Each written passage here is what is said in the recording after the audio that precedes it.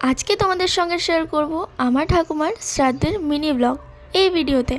তো এখানে দেখো ঠাকুমার শ্রাদ্ধের জন্য যা যা জিনিস লাগবে সব কিছু আমি এখানে গুছিয়ে দিচ্ছিলাম ঠাকুর মশাইয়ের সঙ্গে সঙ্গে।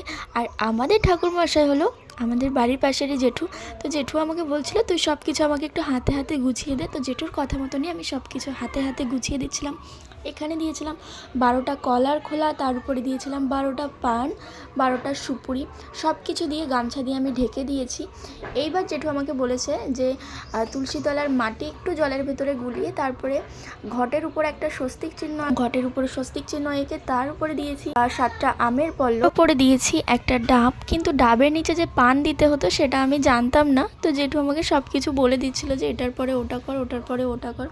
আর আমি জেঠুর কথা মতনই জেঠুর হাতে হাতে একটু সাহায্য করে দিচ্ছিলাম।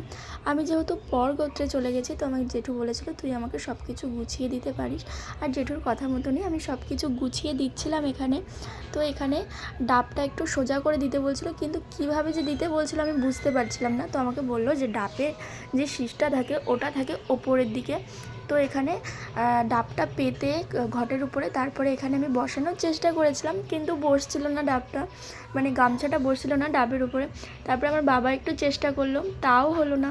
তারপরে আমি গামছাটা খুলে একটু ভালো করে তারপরে ওর উপরে দিলাম, কোনোভাবে একটু ঢাকা দিলাম। যেহেতু খুবই ছোট ওর জন্য গামছাটা বসছিল না আর কি। আর এই যে যাকে ফটোতে দেখছো ইনি হলো আমার ঠাকুমা, যিনি গত হয়েছেন।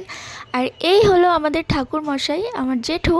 তো জেঠুর সঙ্গে একটু ভিডিও করে নিলাম। আর এদিকে দেখো ঠাকুমার সব কিছু জিনিসপত্র গুছিয়ে দিয়েছিলাম আমি এখানে। আর এখানে বাবা পিণ্ড দান করছে ঠাকুমাকে, আর আমরা সব নাতিপুতিরা মিলে ঠাকুমাকে অন্ন দান করলাম, ঠাকুমার আত্মার শান্তি কামনা করলাম। তোমরা সবাই আমার ঠাকুমার আত্মার শান্তি কামনা করো যাতে উনি স্বর্গবাসী হয়।